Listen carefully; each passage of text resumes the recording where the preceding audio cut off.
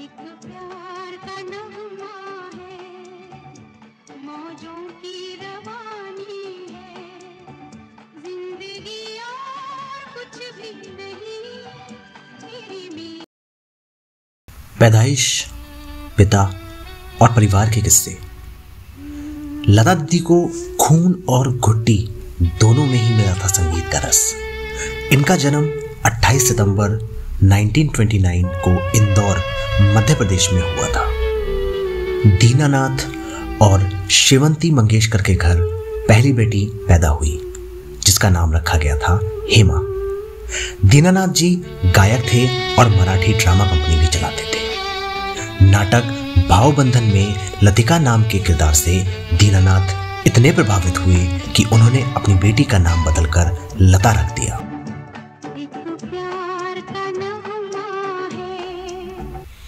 5 साल की उम्र तक लता अपने पिता के सामने गाने से बचती थीं। एक दिन अचानक पिता ने लता को गाते हुए सुना और चौंक गए। उसी दिन उन्होंने तय कर लिया, कल से मैं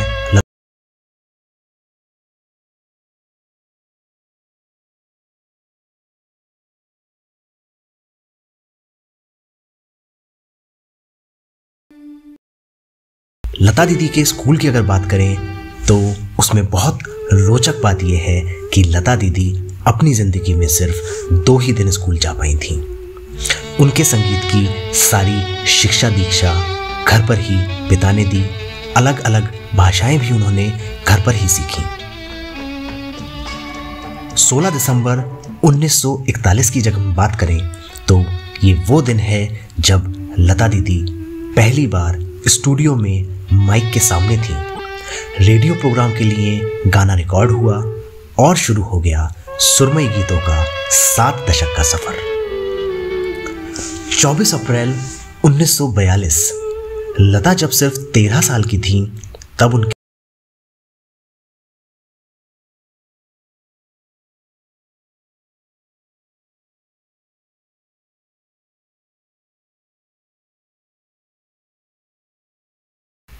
परिवार की सारी जिम्मेदारी अब लता दीदी के कंधों पर आ गई। लता दीदी के 4 भाई बहन थे, मीना, हृदयनाथ, आशा और उषा। फिल्म इंडस्ट्री में आने का भी उनका जो रीजन था वो शौक नहीं बल्कि मजबूरी थी। यानी कि शौक नहीं, मजबूरी उनको फिल्म इंडस्ट्री पर लेकर आई थी। पैसे की किल्लत की वजह से लता दीदी ने मराठी और हिंदी फिल्मों में छोटे छोटे रोल निभाने शुरू किए, लेकिन उन्हें जल्दी समझ आ गया कि वो एक्टिंग के लिए नहीं बनी है। माँ के पास लता की शादी का रिश्ता आया था, लेकिन लता ने खुद ही मना कर दिया। उनका कहना था, अगर मैं शादी कर लेती तो मुझे अपनी जिम्मेदारियों को छोड़कर दूसरे घर जाना पड़ता।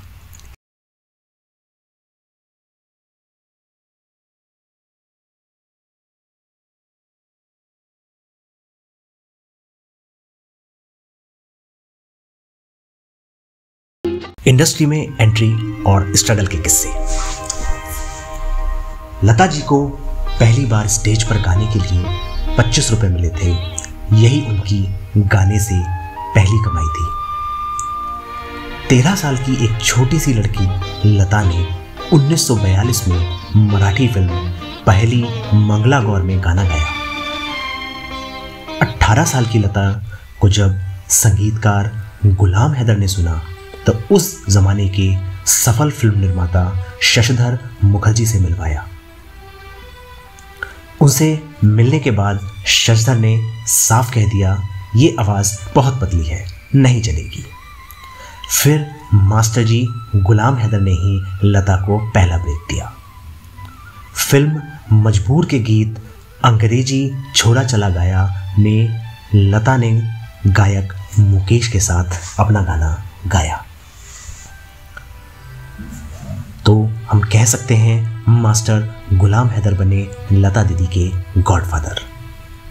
और अब लता दीदी के पास काम की कोई कमी नहीं थी। बाद में मुखर्जी साहब ने भी अपनी गलती मानी और अनारकली, जिद्दी जैसी फिल्मों में लता दीदी से कई गाने गवाए।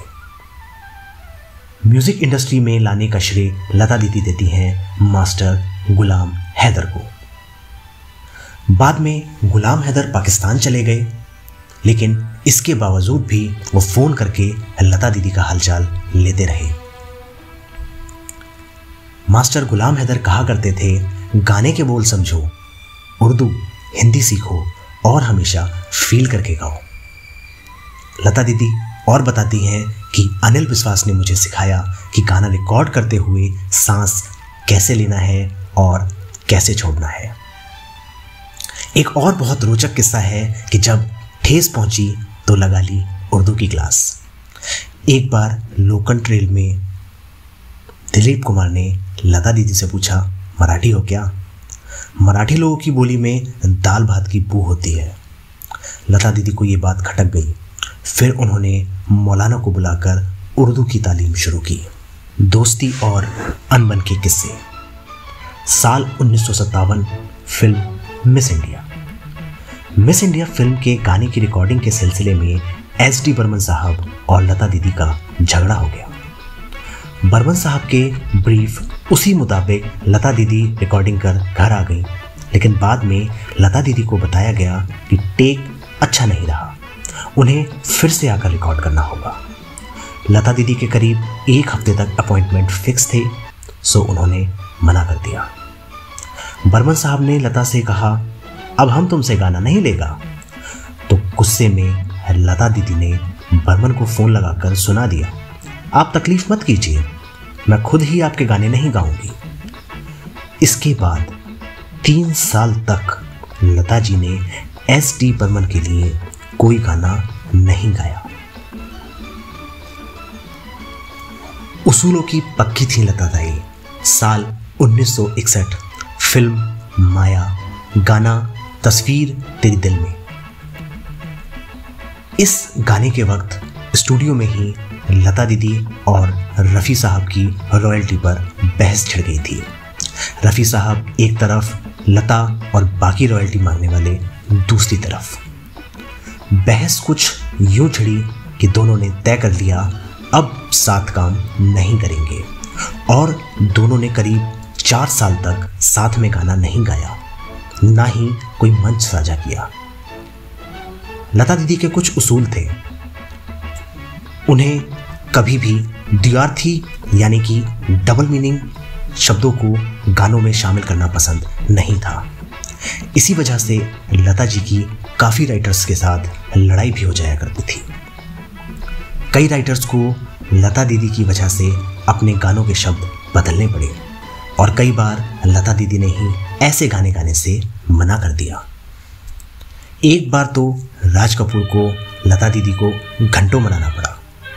ये बात है साल 1964, फिल्म संगम, और गाना है मैं का करूँ राम मुझे बुढ़ा मिल गया।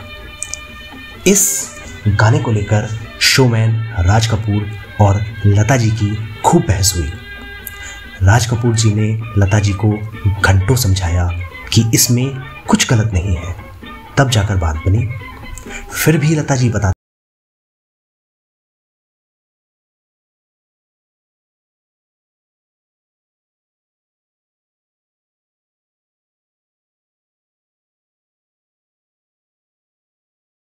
लता दीदी की बहन आशा भोसले, तो बहन आशा भोसले और लता दीदी भी कई सालों तक अनबन रही। इसकी वजह थी आशा का परिवार को बिना बताए शादी करना। जब लता जी को दिया गया धीमा जहर, जी हाँ दोस्तों, 33 साल की उम्र में लता दीदी स्वर कोकिला बन चुकी थी। कैरियर के शबाब पर किसी ने उनको जहर देकर मारने की कोशिश की। ये लता दीदी की जिंदगी का सबसे भयानक और कठिन दौर था। लता जी का लंबा इलाज चला, 3 महीनों तक वो बेड पर रहीं। उनके मुताबिक मुझे इतनी कमजोरी महसूस होने लगी कि मैं बेड से भी बमुश्किल उठ पाती थी। हालत ये हो गई थी मैं अपने दम पर चल भी नहीं सकती थी। कठिन वक्त में लता दीदी का मजबूत कंधा बने मजरूह सुल्तानपुरी। मजरूह दिन भर अपना काम निपटाकर शाम को लता के घर जाकर उन्हें कविता सुनाया करते थे और उनका दिल बहलाया करते थे। लता दीदी खुद कहती हैं, अगर मजरूह साहब ना होते तो मैं उस मुश्किल वक्त से नहीं उबर पाती। बीमारी के बाद पहले ही गाने से लता दीदी ने अवार्ड भी जीता था। ठीक होने के बाद कंपोज़र हेमंत कुमार लता दीदी के घर आए, उन्हें रिकॉर्डिंग के लिए स्टूडियो लेकर गए। गाना था कहीं दीप जले कहीं दिल। गाने की रिकॉर्डिंग ठीक से हो गई और लता जी ने इस गाने के लिए फिल्म फेयर अवार्ड भी जीता। जहर किसने दिया था, लता जी को बाद में ये पता चल गया था, लेकिन दीदी ने उस इंसान के खिलाफ कोई एक्शन नहीं लिया। इसी दौरान ये अफवाह भी उड़ी कि लता दीदी अब कभी नहीं गा पाएंगी, लेकिन लता दीदी खुद ही इसे खारिज करती हैं और कहती हैं, मैंने कभी अपनी आवाज़ नहीं खोई थी। सरस्वती का लक्ष्मी रूप। गाने की अपनी पहली फीस सिर्फ 25 रुपये पाने वाली लता आज 370 करोड़ रुपए की संपत्ति की मालकिन है। लता दीदी का आलीशान घर मुंबई के पडेर रोड स्थित प्रभा कुंज में है।